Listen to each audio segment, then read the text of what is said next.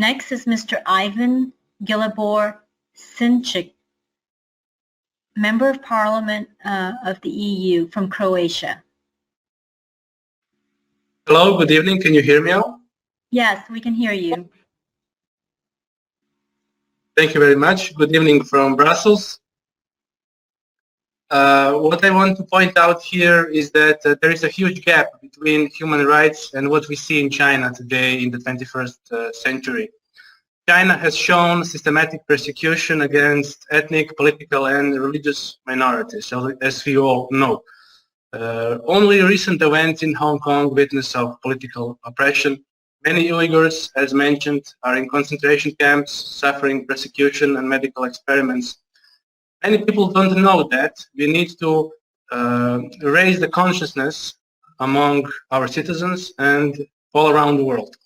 Besides forced labor, imprisonment, concentration camps, and torture, the worst by far is forced organ harvesting, sometimes even done in vivo while the person is still alive and aware.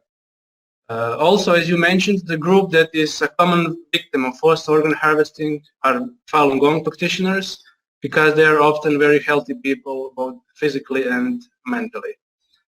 Unfortunately, this practice is lasting for decades with a lot of denial from Communist Party of China.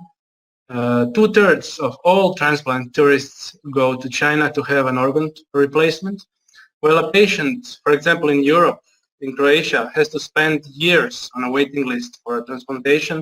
It is only weeks and sometimes even days in China. Of course, it is impossible that the Communist Party of China does not know or that it is not aware of this issue. They are very, very much involved. They are lying. Forced organ harvesting is a tool to remove political opponents for them. It is a tool to make money. It's a tool to support the health system of China. When I first heard about forced organ harvesting many years ago, I was outraged as a human, and I was sad because little to nothing was being done to stop this at high-level politics. Today, in 2021, I am happy to see that forced organ harvesting in China is being taken more and more serious with every passing day, that more and more people know what is happening, that there are more and more conferences, and that the awareness is rising rapidly. The world must stand united in condemnation of this practice. Myself, as a member of the European Parliament, I must say that for far too long has European Union been afraid of criticizing China too much. This is because of economic benefits and huge trade deals with China. But this must end. People's lives must be put first. It's time to stop fearing the Chinese economic power. Europe must take a strong position, and of course the world must take a strong position on this issue.